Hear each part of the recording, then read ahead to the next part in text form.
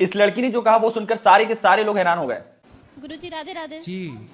मेरा क्वेश्चन ये था कि क्या हम तुलसी जी के माला पहनकर लहसुन प्याज खा सकते हैं?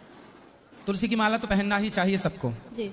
तुलसी की माला सबको पहननी चाहिए। लहसुन प्याज आप खाएं ना खाएं वो आपकी मर्जी, लेकिन तुलसी की माला पहनो। तुलसी की माला सबको पहननी चाहिए, ठीक है। और एक मतलब शादीशुदा गृहस्थी बसाने के लिए कुछ क्या गृहस्थी मतलब बसा रही हूँ, नहीं तो थोड़ा गृहस्थी तो बस गई आपकी। हाँ, तो मतलब थोड़ा उसके बारे में नॉलेज। हाँ हाँ, क्या नॉलेज चाहिए बताइए। मतलब कैसे उसे हम अच्छे से चलाएं। पति आए हैं आपके? नहीं तो बिना पति क्या पाए हो?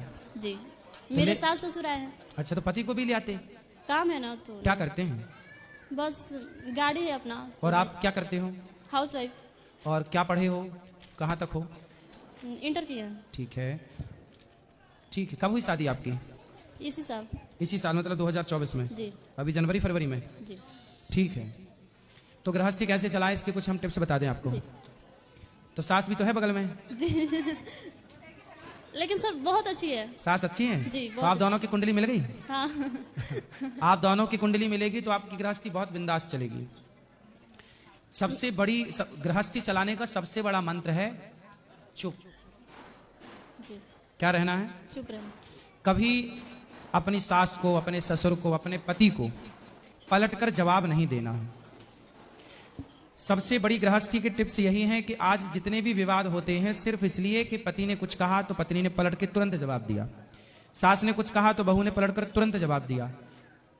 पति को भी ये बात समझनी चाहिए और सास को भी ये बात समझनी चाहिए कि बहू कुछ बोले तो सास ये ना सोचे कि मैं तो सास हूं, बड़ी हूं, मालकिन हूं। बहू कुछ बोल रही है तो बेटी के रूप में उसे स्वीकार करो कि मेरी बेटी है, कुछ पूछ रही है तो उसे बताओ, कुछ सीखना चाहती है तो सिखाओ, है ना, बेटी के रूप में।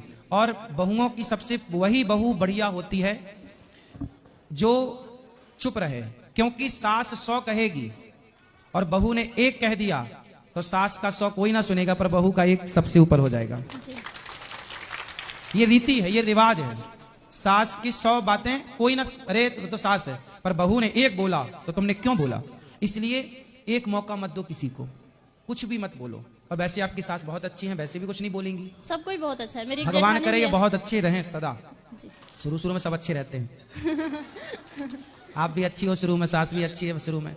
अब ये अच्छाई 10 साल बाद, भगवान करे आप 100 साल तक ऐसी अच्छी रहें परिवार में। लेकिन फिर भी मैं आपको बता रहा हूं, ये सास आपकी बहुत अच्छी है, आपके पति भी अच्छे, परिवार भगवान करे खूब अच्छा हो।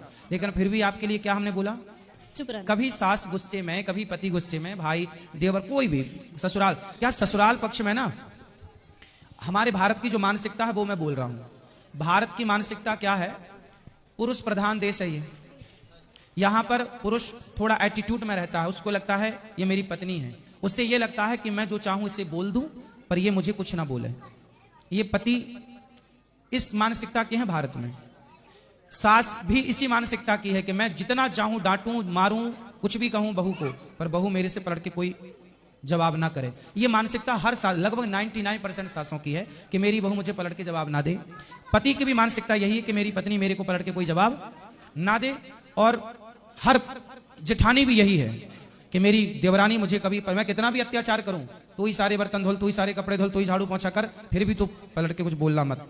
मतलब समस्याएं गृहस्थी में एक तरफ से नहीं है, बहू भी बेचारी भर जाती है कई बार।